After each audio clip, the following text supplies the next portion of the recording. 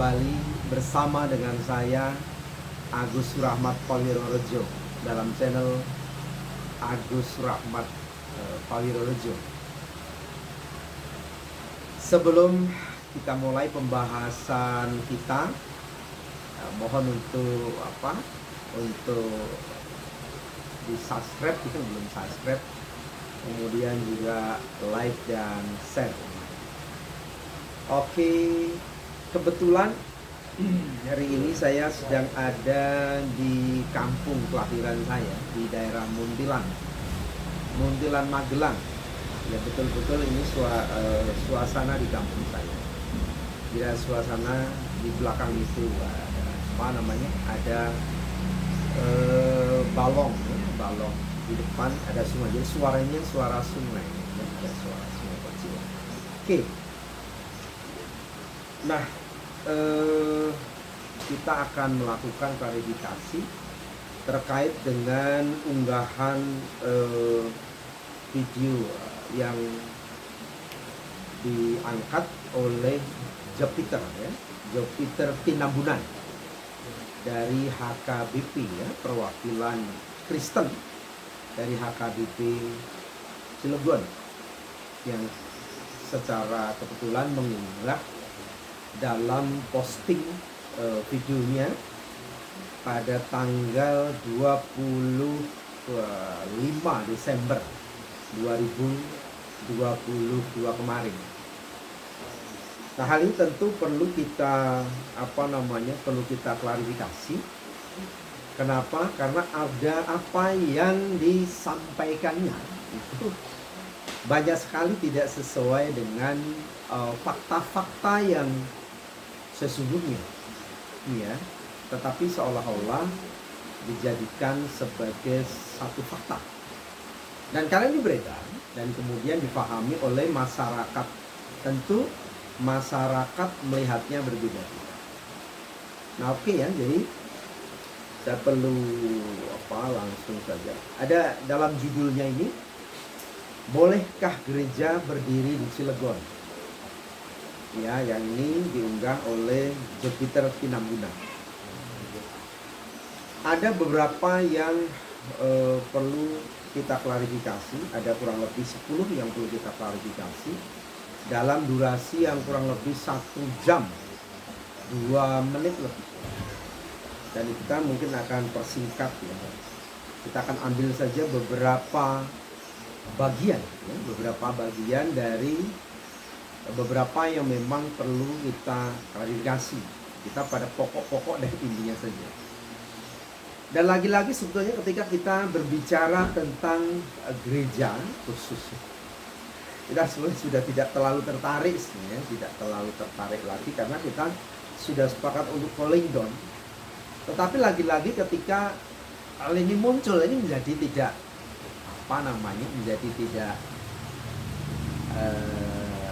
tidak bagus juga kalau kemudian kita tidak berikan pemahaman. Jangan sampai nanti masyarakat juga meyakini sesuatu yang sesungguhnya tidak sesuai.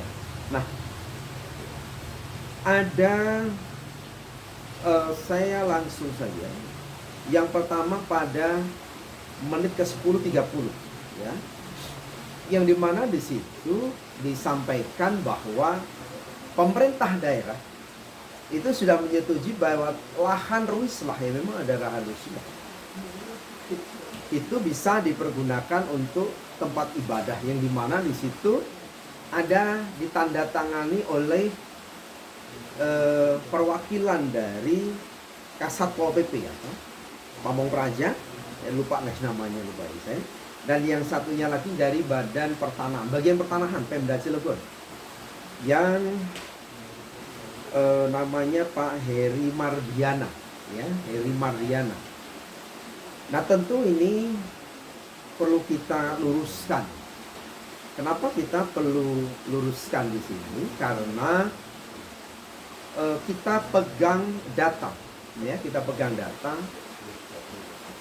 dan kesepakatan itu adalah kesepakatan internal dari HKBP, ya, dari HKBP Maranatha. Serang kalau tidak salah, ya, tapi data itu kita pegang. Dalam kesepakatan itu secara internal itu disepakati boleh untuk didirikan rumah ibadah atau gereja. Nah, kemudian bagaimana peranannya di sini Pak Heri Mardiana dan itu bahwa Herdiana itu bukan menyetujui, ya, tetapi tanda tangan di situ adalah bukan dalam bentuk persetujuan. Ya, ini yang harus betul-betul diklarifikasi dan harus terklarifikasi sehingga tidak bias, tidak menimbulkan multitafsir baik di pemerintah Kota Cilegon maupun juga di masyarakat. Jadi harus jelas. Ya, kehadiran Heri tanda tangan itu bukan tanda tangan persetujuan. Tanda tangan bahwa di situ betul ada pertemuan tersebut dan kesepakatan itu kesepakatan internal mereka dan kita punya buktinya. Ya, jadi itu yang pertama di menit 10:20 bahwa HKBP itu punya tanah, tentu itu hak HKBP. Pemerintah melindungi terhadap hak-hak kepemilikan atas tanah. Itu hak. Jadi ya siapapun warga negara, siapapun organisasi, sepanjang tidak bertentangan dengan Pancasila boleh untuk memiliki tanah yang berada di bawah kesatuan negara Republik Indonesia. Ya, karena itu menyangkut tentang hak-hak keperdataan, ya. Itu pertama. Nah, kemudian yang ini juga tidak kalah penting, ya. Di menit 24, di menit 24:41 Ketua FKUB Bapak Kiai Haji Abdul Karim Ismail mengajukan kepada Wali Kota Cilegon. Ya, jadi yang kemudian seolah mengajukan seperti halnya yang ada di Jelambar. Ya, di mana di Jelambar itu di situ ada gereja, kemudian juga ada masjid.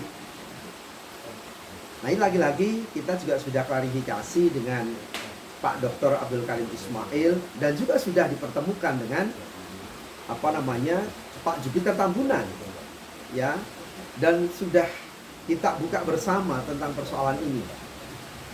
Dari penjelasan yang disampaikan oleh Pak Dr. Abdul Karim Ismail bahwa pada saat itu ada diskusi bagaimana memecahkan tentang persoalan ini, ya. Jadi ini sedang bahasanya adalah bahasa cerita yang kemudian ketika disampaikan ke Pak Aat Safaat almarhum, ya, beliau mengatakan coba dipelajari, ya, perintah Pak Wali Sepuh atau Pak Aat ada dipelajari, bukan tindak lanjut. Nah, ini bedanya. Jadi dipelajari, bukan tolong segera ditindaklanjuti, tetapi kemudian dibahas seolah-olah telah melakukan studi banding, ya, studi banding di Jelambar yang kemudian Pak Kiai Dr. Abdul Karim Ismail diminta untuk menindaklanjuti. Kenapa? Karena kalau seperti ini seolah-olah menggantungkan tumpuannya itu pada ketua FKUB. Ya, jadi ini perlu diluruskan dan ini sudah tersebar kemana-mana. Nah, karena itulah maka dan terus terang saja kemarin Pak Jupiter Tambunan juga sudah ini membuat permintaan maaf, ya, karena apa yang disampaikan tidak sesuai. Sudah disampaikan, saya bacakan bahwa saya Dr. Ande Jupiter Tambunan menyatakan apabila ada unggahan video saya tanggal 25 Desember 2022 yang menyangkut nama Bapak Haji Karim Ismail yang menurut beliau kurang sesuai dengan kenyataan waktu itu, saya mohon maaf yang sebesar-besarnya. Demikian surat pernyataan. Ini sudah dibuat. Jadi di atas materai. Ya, jadi ini tetap perlu kami sampaikan sebagai satu bentuk klarifikasi. Karena video itu sudah beredar kemana-mana. Ya, dan kemudian menjadikan multitafsir, ya, menjadikan persoalan pertanyaan yang beragam di tengah-tengah masyarakat. Ini yang yang poin kedua. Nah, kemudian juga yang poin ketiga. Poin ketiga ini di menit 31:50 kurang lebih. Jadi di situ dikatakan bahwa permintaan kebutuhan itu salah satunya ada kuburan, jadi salah satu masuk. Satu tempat ibadah yang kedua adalah guru pengajar, yang ketiga adalah kuburan. Nah, terkait dengan kuburan mungkin kita tidak akan tidak akan membahas, tetapi yang jelas agar kita bisa memahami dengan jelas bahwa kuburan itu diminta pada waktu itu, kalau nggak salah dengan Bapak Sitorus yang juga dari anak ya. Dan tentu dengan satu komitmen bersama bahwa untuk tidak mengajukan lagi mendirikan rumah ibadat ya. Nah, ini tentu bukan berarti bahwa sekali lagi masyarakat Cilegon intoleran, tidak. Ini kita berbicara tentang tentang latar belakang. Kita berbicara tentang situasi dan kondisi masyarakat. Kita juga harus pahami ya. Bukan hanya situasi masyarakat di Cilegon, kita juga harus berbicara tentang bagaimana masyarakat Papua, bagaimana masyarakat di Sulawesi Utara misalkan ini ya, atau misalkan ini, atau mungkin misalkan di mana lah kan itu ya. Bagaimana sikap ketika ada pengajuan atau pendirian rumah-rumah ibadah, atau misalkan di Bali, atau mungkin misalkan di mana lah, itu hanya semisal saja ya, hanya semisal saja. Kita lanjutkan.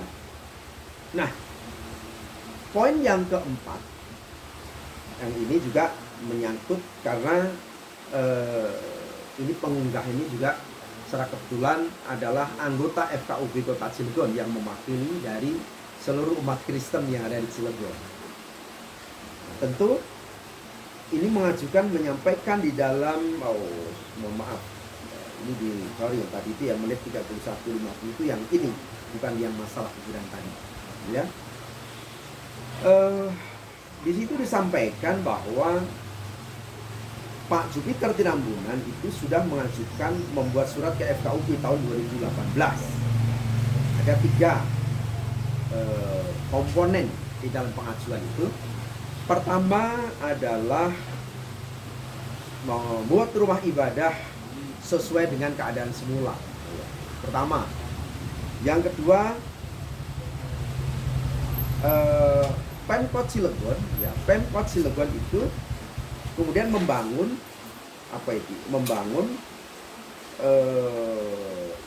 ada 3 ya, tapi yang 3 itu adalah memfasilitasi rumah ibadah ya, memfasilitasi rumah ibadah. Yang ini tentu kami sebagai pengurus FKUB ya menjadi juga bertanya, karena memang tidak ada surat itu ya, tidak ada surat itu. Sehingga kemudian jangan membebankan hal itu pada FKUB ya, karena memang FKUB juga tidak ada. Dan kemarin ketika kita sampaikan pun juga menyampaikan bahwa belum pernah membuat surat kan, tapi di sini sudah terlanjur menyampaikan surat. Nah, kemudian yang kelima, di menit 33 ya, di menit 33:51 Pak Jupiter Tambunan itu menyatakan sesuai dengan pasal 14 ayat 3 ya. Jadi menimbulkan kerawanan pemikiran seperti ini. Kenapa saya katakan seperti itu? Karena Pak Jupiter Tinambunan itu menyampaikan berdasarkan PBM ini. Sekali lagi, karena ini adalah lex spesialis. Ini adalah lex spesialis yang khusus mengatur juga tentang bagaimana pendirian rumah ibadah. Ya kan? Nah, Pak Jupiter Tinambunan itu menyatakan di dalam pasal 14 ayat 3 langsung menuju ke sana, terjun bebas gitu kan, dengan menafikan yang lain ya. Dalam hal persyaratan sebagaimana dimaksud pada ayat 2 huruf A terpenuhi, sedangkan persyaratan huruf B belum terpenuhi, pemerintah daerah berkewajiban memfasilitasi tersedianya lokasi pembangunan rumah ibadah ya. Kemudian juga melansir dari pasal 13 pendirian rumah ibadah langsung di ayat 2. Pendirian rumah ibadah sebagaimana dimaksud pada ayat 1 dilakukan dengan tetap menjaga kerukunan umat beragama, tidak mengganggu ketentraman dan ketertiban umum, serta mematuhi peraturan perundang-undangan. Ya, langsung kemudian terjun bebas di sini. Pak Jupiter Tinambunan, hal ini perlu saya jelaskan pada Bapak bahwa tentu dalam memaknai ayat itu tidak bisa lompat-lompat, harus berurutan, ya. Jadi ayat demi ayat itu dibuat, disusun adalah secara berurutan, bukan lompat. Langsung ini yang bisa dipergunakan, langsung lompat pada pasal atau ayat yang lain, ya. Tidak bisa seperti itu. Kalau kemudian mendasarkan pada konsepsi di dalam pasal 13 ayat 2, pendirian rumah ibadah sebagaimana dimaksud pada ayat 1 dilakukan dengan tetap menjaga kerukunan umat beragama, tidak mengganggu ketentraman dan ketertiban umum, serta mematuhi peraturan perundang-undangan. Rekan saya, sahabat saya, Pak Jupiter, tentu kita tahu bagaimana beberapa waktu yang lalu dan sejarah yang panjang. Tentu ini menyangkut dengan faktor ketentraman dan ketertiban. Selama ini kita masih masih juga mendasarkan ketentraman dan ketertiban di tengah masyarakat itu menjadi pointer yang mendasar, ya, di situ. Jadi jangan kemudian masyarakat setuju atau tidak setuju, gereja tetap berdiri. Ini bahaya kalau pernyataan seperti itu. Kalau kemudian pernyataan seperti ini, ya, secara bebas, maka berarti tidak perlu lagi ada PBN ini, tidak perlu lagi ada PBN ini. Ya sudah, bangun saja. Nggak bisa seperti itu, ya. Nah, kemudian mendasarkan pada pasal 13 ayat pasal 14 pasal 14 ayat 3 yang wali kota memfasilitasi. Tidak bisa lompat langsung seperti itu. Fasilitas yang diberikan saat ini adalah bagaimana pemerintah daerah bersama dengan PT Krakatau Steel, ya juga dengan instansi lain, menyediakan sarana kendaraan untuk melakukan kegiatan ibadah di di Serang, ya. Nah, tentu ini juga tetap dengan mendasarkan pada pasal 13 ayat 2, ya, pasal 13 ayat 2. Jadi jangan kemudian kita menyatakan setuju tidak setuju, maka gereja tetap bisa berdiri. Itu tidak bisa seperti itu. Itu namanya tidak perlu ketentuan ini, ya kan? Ketentuan ini diatur sedemikian rupa agar ketentraman, tidak muncul konflik di tengah-tengah masyarakat antar umat beragama, kan gitu loh. Ya, nah itu yang kelima. Koreksi saya yang kelima.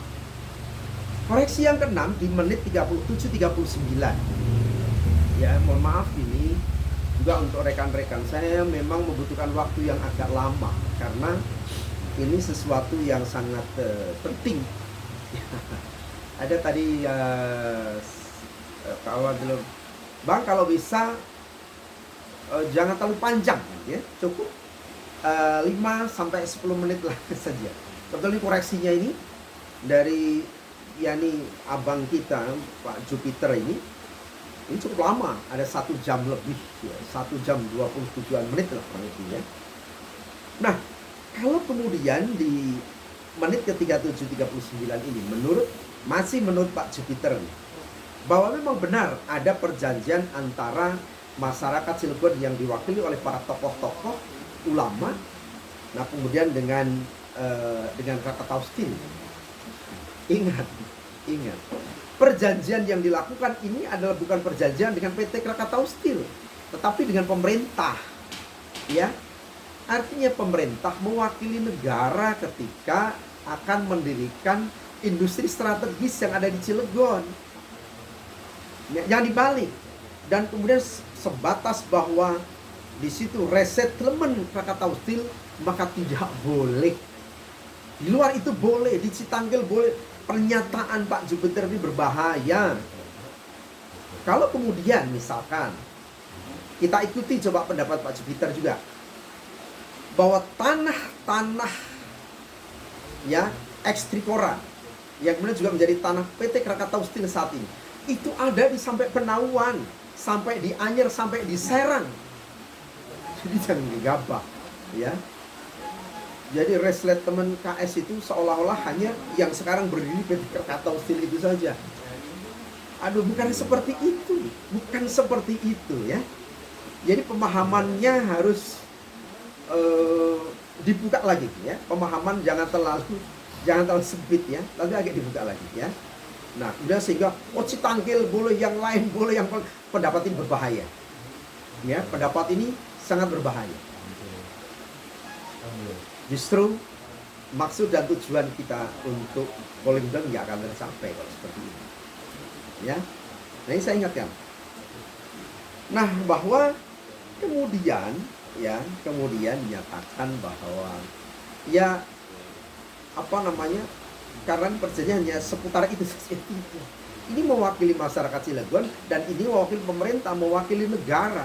Artinya negara hadir pada waktu itu. Bukan direktur PT Krakatau Steel, tetapi negara mewakili pemerintah. Pemerintah atas nama negara hadir, ya kan? Kemudian ada yang namanya Ruislah.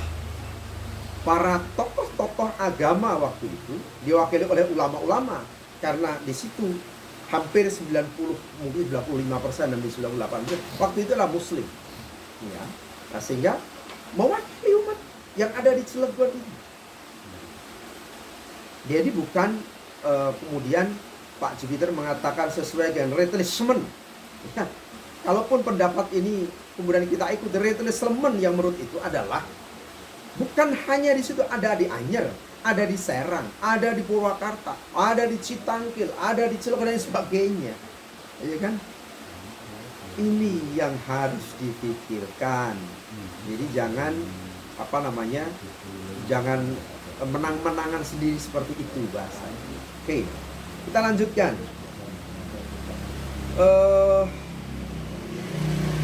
Kemudian kita lanjutkan berikutnya berkaitan dengan nomor 10 dari ada nomor 7 dan nomor 8 tentang sosialisasi. Oke, ini tidak saya bahas.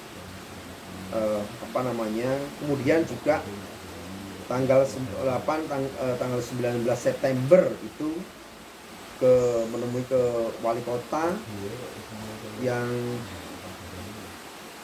intinya bahwa di menit ke 56 nomor 9 ini ya, ke 56 mohon maaf, semuanya dikembalikan ke wali kota ya, seolah-olah bahwa kemudian Pak Jupiter ini menghilangkan persoalan-persoalan sebelumnya. Karena betul sudah ada penolakan, bahwa ada 6 bendel tanda tangan penolakan warga. Harusnya dimaknai bahwa ada penolakan itu kaitannya dengan pasal 13. Situasi dan kondisi tidak mendukung, bukan kemudian dijadikan dasar bahwa ada penolakan kemudian dilemparkan kepada wali kota. Ini tindakan lompat-lompat namanya. Ya, tindakan lompat-lompat yang tidak sesuai dengan rule, tidak sesuai dengan tahapan. Ya. Nah, kemudian menyerahkan semuanya ini kepada wali kota, seolah-olah selesai setelah ini. Jadi justru kemudian menganggap bahwa adanya penolakan itu kemudian menjadi legitimasi bagi Pak Jupiter untuk mendirikan rumah ibadah tersebut. Bukan seperti itu, bukan seperti itu. Itu pemahaman yang tidak tepat, pemahaman yang keliru, pemahaman yang perlu diluruskan. Ya. Nah, kemudian juga nomor 10, yakni nomor 10 klarifikasi. Lagi-lagi Pak Jupiter menyatakan pada pasal 13 ayat 2. Ya. Pasal 13 ya, pasal 13. Ya, saya baca lagi. Pendirian rumah ibadah sebagaimana dimaksud pada ayat 1 dilakukan dengan tetap menjaga kerukunan umat beragama, tidak mengganggu ketentraman dan ketertiban umum, serta mematuhi peraturan perundang-undangan. Di sini ya ada dua hal yang kita harus kritisi. Karena masyarakat ini juga membaca, masyarakat ini mendengar, masyarakat menelaah. Ada dua hal. Yang pertama bahwa seolah-olah Pak Lurah tidak bisa memahami 112 itu keperluan yang nyata itu ya di tingkat mana sampai di mana. Ya, kalau perlu setingkat provinsi, setingkat Indonesia ya. Tidak seperti itu caranya. Ya kan? Bahwa di tingkat kelurahan disampaikan 112. Setelah dilakukan verifikasi itu hanya ada 12.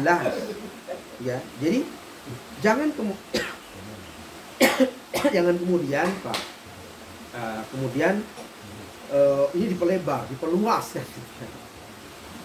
Nah selanjutnya juga Pak Jupiter menyatakan ada tentara, ada polisi, seolah-olah pesan daripada Pak Jupiter itu ingin menghadapkan antara masyarakat dengan aparat, ya kan? Seolah-olah Forkopimda itu berada untuk kalau saya pahami ya. Kalau saya paham seolah-olah Forkopimda di sini harus berhadapan dengan masyarakat. Sementara Forkopimda itu adalah pelayan masyarakat. Jadi jangan kemudian justru Pak Jupiter menyampaikan seolah-olah bahwa Forkopimda itu untuk dihadapkan dengan masyarakat. Di situ ada Koramil ya, di situ ada kepolisian, ya. Di situ ada Dandim, bidang komunikasi dan Dandim, ada Kapolres, ada Kejari dan sebagainya. Ya tidak seperti itu. Ya. Apakah kemudian ini cukup diselesaikan dengan Forkopimda saja kan gitu kan? Sementara persoalan ini dibuat itu agar untuk menghindarkan konflik, bukan untuk mendelegitimasi gitu loh. Ya. Nah, jadi ini yang sangat penting. Jadi sekali lagi Pak Jupiter kalimat-kalimat yang mengatakan gampang saja bahwa gampang saja bahwa masyarakat setuju atau tidak setuju, gereja tetap berdiri. Jadi kalau masyarakat setuju, wah itu berarti benar, kemudian bisa berdiri di gereja. Kalau masyarakat tidak setuju, kemudian menggunakan pasal itu. Ini namanya pasal lompat pasal ini namanya. Dan kemudian menjadikan katakanlah wali kota di situ ya sebagai penuntut. Tidak bisa demikian, tidak bisa seperti itu ya. Prinsip dasar dari adanya peraturan bersama Menteri Agama dan Menteri Dalam Negeri nomor 9 dan nomor 8 tahun 2006 itu adalah untuk menjaga kerukunan di tengah masyarakat ya, untuk masyarakat Cilegon dan juga masyarakat seluruh Indonesia yang juga mengetahui ya, tentang hal-hal ini ya, agar mengetahui dari pihak yang benar ya, jangan katanya ya, sehingga kalau katanya